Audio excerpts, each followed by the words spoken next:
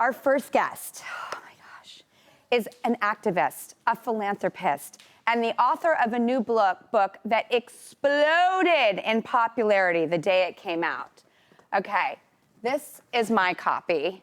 It's been on the New York Times bestseller list for 31 weeks in a row, and some of its devoted fans are people you may have heard of, like Reese Witherspoon and Kristen Bell. Oh, Chelsea Handler, Mandy Moore. And the book is called Untamed. And I actually found out about it because I was looking at Adele's Instagram, and the way that she worded it, I knew that I had to run out that day to the bookstore and buy it and start reading it. So I am honored to say that the author is here. Please welcome Glennon Doyle. Hello. Hi, Drew. How are you? I feel like I'm meeting with the mind and heart that has created this incredible movement. And you are striking a chord with people that is really large, unusual, important. It's a wave. We're all getting incredibly swept up in it. But when things are so popular and zeitgeisty and collective experience, I either wanted to have a ton of humor, because I need that, which your book does. You're so witty. But I wanted to have depth and meaning. And this is so incredible. You are changing people's lives. I mean, Adele literally said, I'm living a new life after I've read this book. Why did you write this book? Well, Drew, I found myself in kind of a busted up marriage to a good man, which is a hard place to be because women are supposed to be grateful for what we have.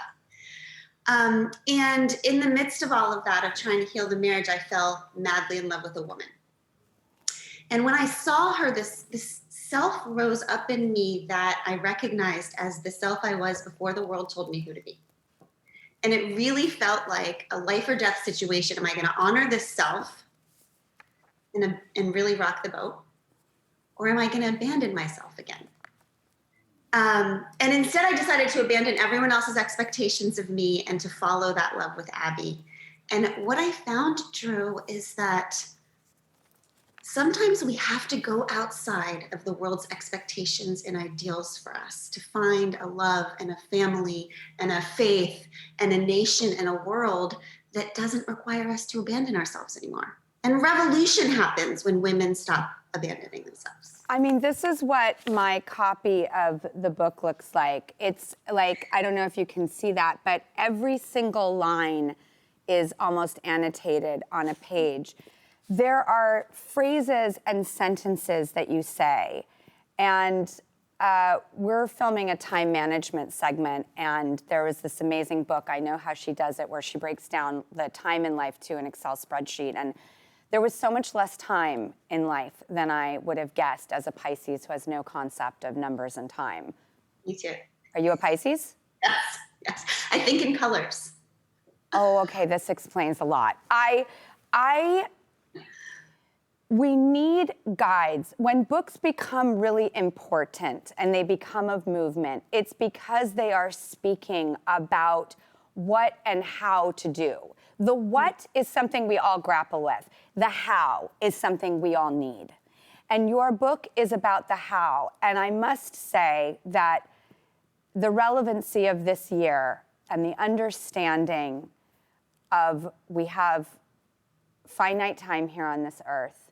We are trapped by societal, boxes we are supposed to check, and the guilt of not following them. And what does that do? Does that have us live a life for someone or something else? And your book, I've never read anything quite like it, where it explains how to be aware of that, which we are all fighting inside. It's like you found our inner voices and given them a megaphone. That's what reading your book feels like. But then it has the how. It has action. But I feel like the person that's screaming inside of all of us reads this book and goes, oh my gosh, there is so much value in asking ourselves, what is the true life we want to live, and how do we go about doing that? Did you intend to do that when you were writing it?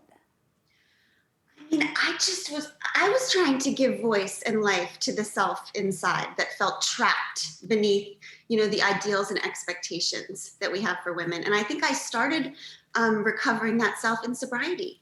I think it started for me when I got sober at 25 years old. And I sat down next to a woman at a recovery meeting and I said, life is so hard. And I feel like everyone else has some sort of secret to being human that I don't have, because it feels so much harder for me than it looks for everyone else. And she said, the secret of life is not that it feels hard for you because you're doing it wrong. It feels hard because you're finally doing it right?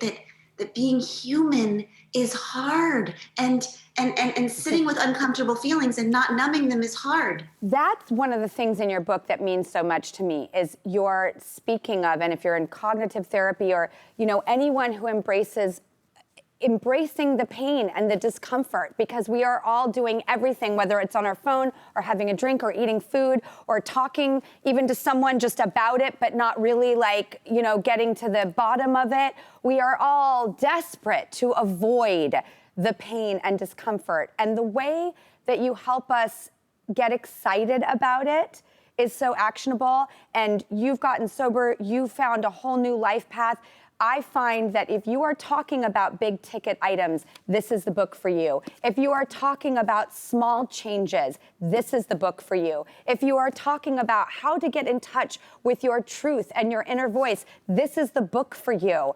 I mean, you are setting people free, and I can't thank you enough for my experience with this book, and it's so personal. And by the way, you are the best, funniest, wittiest writer ever. And you deserve awards everywhere for your style of writing and your wording. It has poetry, it's sexy, it's liberating. You are just my hero, and I can't believe I actually got to talk to you, and I have all my friends texting me jealous that I'm getting to talk to you. So thank you, Glennon Doyle.